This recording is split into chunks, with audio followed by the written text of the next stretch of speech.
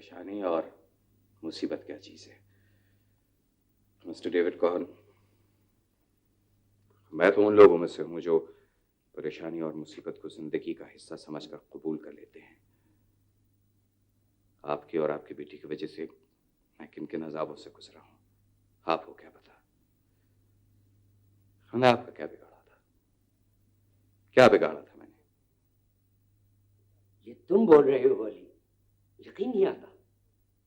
जी, ये मैं बोल रहा हूं। ओह, आई सी। तो मुझे जवाब देना ही पड़ेगा। अगर मुसलमानों को धोखा देना और झूठ बोलना मेरा उसूल ना होता तो मैं तुमसे गिड़गिड़ा कर माफी मांगता। मैं तुम्हारी अजमतों को सलाम करता हूं Ali. You know it, of course you know it, you must know it. हम यहूदियों की दीन ईमान हमारी दुनिया है। तुम्हारी दुनिया की आसमानी, आफाकी और इंसानी कदरें हमारे इंटरेस्ट के सामने बेमाना है।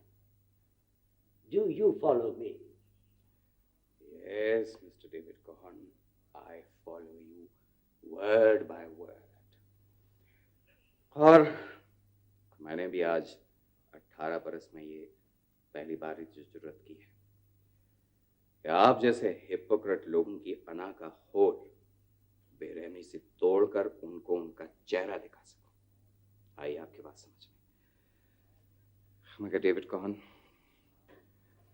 पिछले 22 बरस से एक सवाल मेरे जहन में गूंज रहा है और आज वो सवाल मैं तुमसे करना चाहता हूं।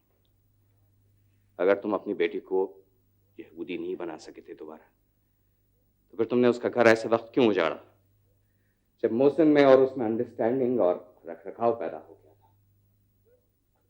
डेविड, शादी तो हो चुकी। मोहसिन ने मेरी बेटी को बेवकूफ बनाया। ओह नो, हर बाप अपनी बेटी के लिए यही कहता है।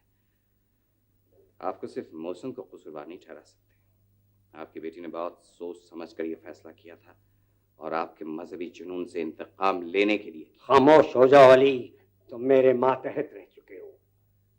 अच्छा याद दिलाया आपने, बहुत अच्छा। मैं खामोश हो जाऊं डेविड कॉहन साहब, इसलिए कि आप इतना बड़ा सच बर्दाश्त नहीं कर सकते। वेरी गुड, बहुत खूब। मैं चुप हो जाऊं इसलिए कि मिस्टर डेविड कॉहन में पंदार की शिकस्त की आवाज नहीं सुन सकते। मैं तुम्हारी बहुत इज्जत करता हूं Ali. You don't have to talk to me in that tone.